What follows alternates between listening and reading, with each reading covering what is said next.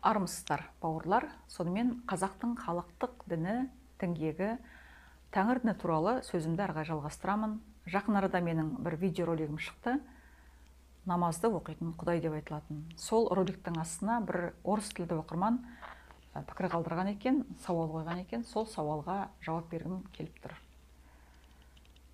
Оқып көреміз. Откуда вы взяли то, что вы читаете? Сами придумали?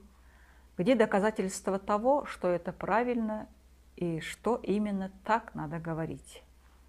Яғни, мына айтқандарыңыздың бәрін ойдан шығардыңыз ба, оған дәлеліңіз қайсы деп сұрап тұр ғой.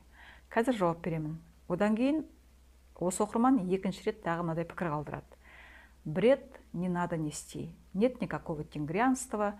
Это шаманизм. У вас нет ни одного руководства от Бога. Все ваши ритуалы вы придумали сами деп жазған. Қазір осы сұраққа жауап беріп көрелік. Біріншіден, Қазақстанда Тәңір ілімі қоғамдық бірлестігі бар. Бұл Қазақстанда ресми түрде тіркелген бірлестік. Оның өзінің уставы бар, жарғысы бар, мөрі бар. Бұл Тәңір ілімі қоғамдық бірлестіктің жетекшісі, біраз жылдар университетте сабақ берген суретші Тоқтар Бейсенбиев деген азамат. Қазір қазақ қоғамында Тоқтар Абыз деген атпен белгілі. Сол Тоқтар Абыздың Ақиқат деп аталатын кітабы бар. 2005 жылы, 2006 жылы жазылған. Оның орысша аудармасы бар. Истина деп айтылады. Осы Ақиқат кітабында Тәңір діні ілімінің жөн жоралғылары, ұстанымдары жазылған. Әрі қазақ халқының салт дәстүрлері, әдет ғұрыптары жазылған. Біріншіден, мен роликті түсірген кезде осы кітапқа сүйеніп айтып отырамын. Екіншіден, екінші сүйенетін кітабым бұл қазақтың тұңғыш ғалымы, этнографы, ағартушысы Шоқан Уәлиханов. Сол Шоқан Уәлихановтың осыдан 150 жыл бұрын жазып кеткен ғылыми зерттеуі бар, мақаласы бар. Сол ғылыми зерттеулеріне сүйене отырып, өзімнің айтқандарымды дәлелдеймін. Менің қолымда тұр міне, бұның орысша аудармасы да болар, сатып алып оқуға болады. Қазақта мировой религия келместен бұрын, яғни ислам келместен бұрын, өзінің халықтық діні болған. Ол халықтық діннің атауы Тәңір діні деп айтылады. Қазақ мына құдіретті көк аспанды көк тәңір деп атаған. Айналада болып жатқан табиғаттағы құбылыстарға таңырқаған, жұлдызды, күнді, аспанды қадірлеген. Осы жарық әлемнің иесі бар. Сол иеміздің атауы Тәңір деп атаған.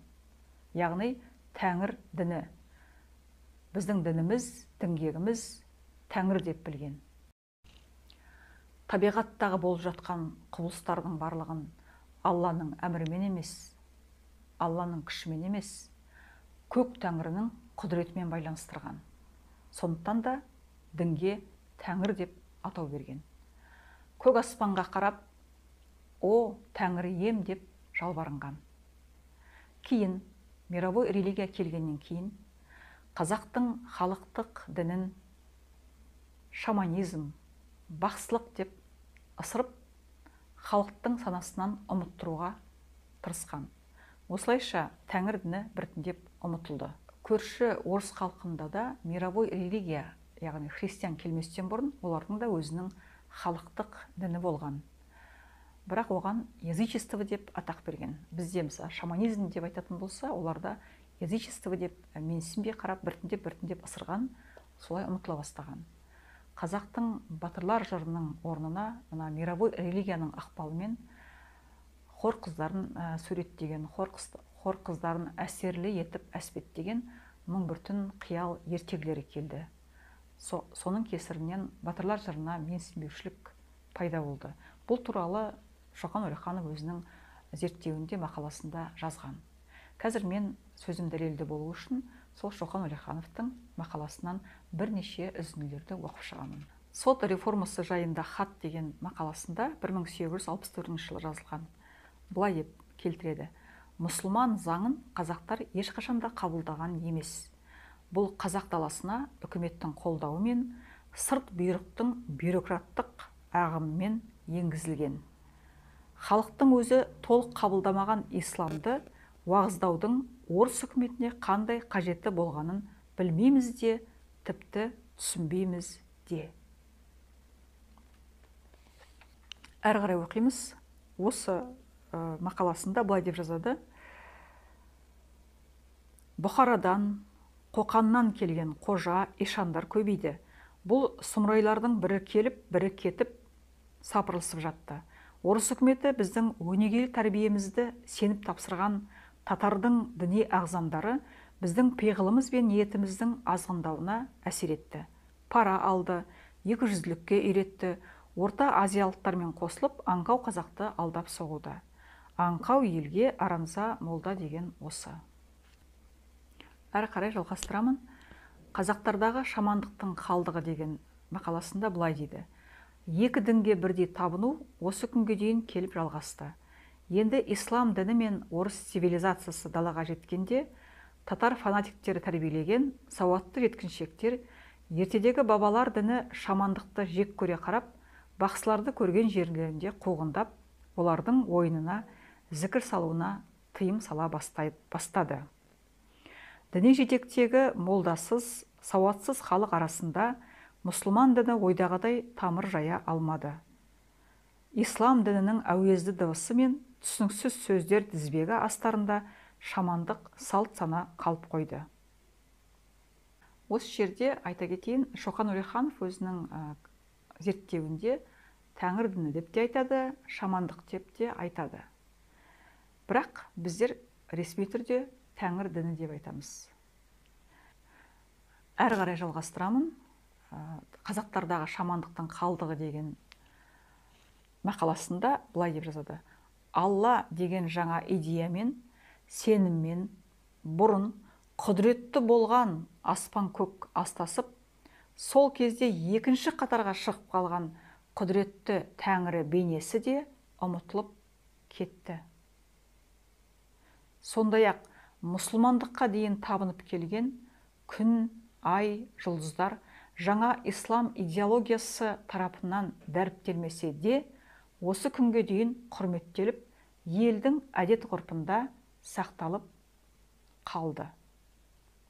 Жалғастырамын. Ертедегі адам табиғаттың барлық құбылысына мінәжат етті. Өзінің ұғымы жетпейтін уақыт сияқты мәңгі, түсініксіз күштердің бәріне бас иді. Көк аспанды көк тәңірі деп атады. Сахарадағы мұсылмандық туралы деген мақаласында былай деп жазады: Мұсылмандық әзірше біздің сүйегіміз бен қанымызға сіңіп бола қойған жоқ. Ол бізге келешекте халықты ыдырату қаупін төндірмек. Қазақтардың арасында әлі де Мұхаммедтің атын білмейтіндері көп, және біздің бақсыларымыз қырдың көп жерлерінде өздерінің мәнін жоғалта қойған жоқ. Біздің Сахарада қос дін дәуірі болып тұр. Біздің діни кітапшылдарымыз ертедегі рус кітапшылдары сияқты өздерінің халықтық салтын батыл аластауда. Өзіміздің аңыз, эпос, заң және сот әдет-ғұрыптарын олар киіз кітаптың сорақы атауымен масқаралап, ал біздің пұтқа табынушылық ырымдарды, ойын-сауық пен той-томалақтарды сайтандық дегеннен басқа атпен атамайды. Татар молдаларының орта азиялық ишандар мен өздерінің жаңа діни ілімін уағыздаушылардың ықпалымен біздің халық барған сайын жалпы мұсылмандық кейпіне түсіп келеді. Кейбір сұлтандар мен бай қазақтар өздерінің әйелдерін харамға қамағандай жеке үйге қамап қояды. Діндар қазақтар Меккеге баруды бастап, ал біздің жаршыларымыз халықтың батырлар жырының орнына халық өлеңдерінің түріне айналдырып алған мұсылмандық апокрифтерді жырлайды. Жалпы қазақ халқының алдында европалық цивилизацияға жетуде орыстардың византиялық дәуірден өткені сияқты татар халқы арқылы өтудің өлермен перспективасы тұр, деп жазады. Осы Сахарадағы мұсылмандық туралы мақаласында тағы да мынадай бір тамаша сөз бар. Біз үкіметтен кез келген білімге қастандықпен қарайтын дінге, қамқорлық жасамауын, Құдайға сыйынудың үрей мен таяққа негізделген заңдарын сахараға күшпен енгізбеуін сұраймыз және талап етеміз.